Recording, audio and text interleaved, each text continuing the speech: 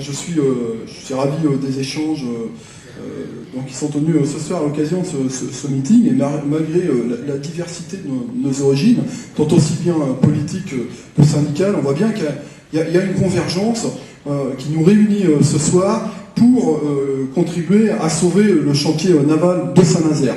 Et revenir, ça a été évoqué, hein, je ne vais pas reprendre le débat, à une véritable logique industrielle autour, effectivement, de la nécessité de nationaliser le chantier naval de Saint-Nazaire.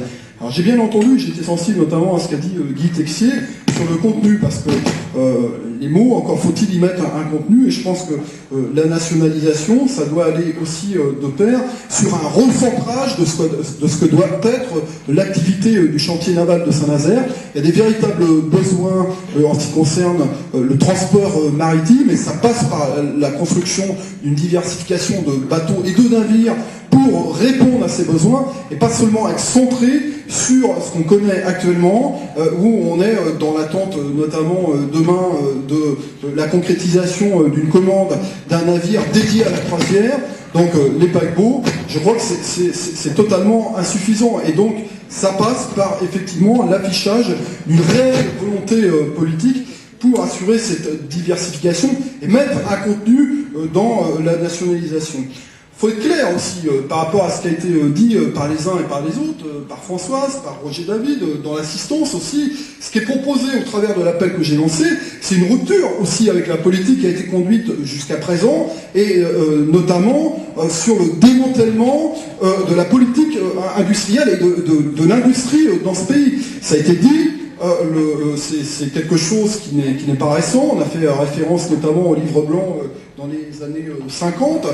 Donc il y a toute une politique de démantèlement de l'industrie dans ce pays qui s'est construite petit à petit au fil du temps, qui s'est accentuée. Je rappelle notamment les directives européennes de 2000 pour interdire le financement de la construction navale dans ce pays.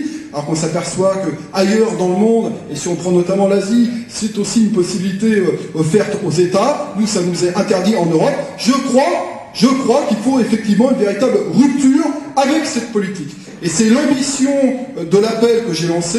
Alors bien évidemment, il faudra être naïf pour croire que l'appel est le résultat des signatures et la mobilisation des 160 et quelques élus sur cette base-là, sur cette exigence de nationalisation du chantier. La tenue du meeting ce soir puisse contribuer effectivement à infléchir la politique décidée jusqu'à présent. Je crois, Roger l'a dit, moi je souscris tout à fait aux propositions qui ont été faites. Je crois qu'effectivement il faut continuer le combat. Alors ça passe par une mobilisation de masse. Je pense qu'il faut associer nos concitoyens à cette exigence politique de nationalisation du chantier avec le contenu qui a été précisé ce soir, et tendre vers ça pour effectivement s'inscrire dans un rapport de force vis-à-vis des politiques dans ce pays et véritablement infléchir cette politique inacceptable et qui effectivement peut conduire à la catastrophe. Donc ensemble, contribuons et continuons ce combat pour sauver la navale ici à Saint-Nazaire.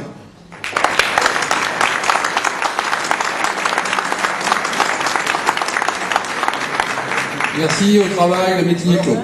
Je voulais ajouter que dans cette perspective, parce qu'on ne va pas s'arrêter là, donc j'ai mis en place un blog parce que je pense que c'est important qu'on puisse communiquer entre nous. Donc sur les formulaires de signature que vous avez à l'entrée, et je vous invite à en prendre, donc vous avez l'adresse du blog qui me semble importante pour qu'on puisse communiquer entre nous et échanger concernant la poursuite de ce combat. Merci.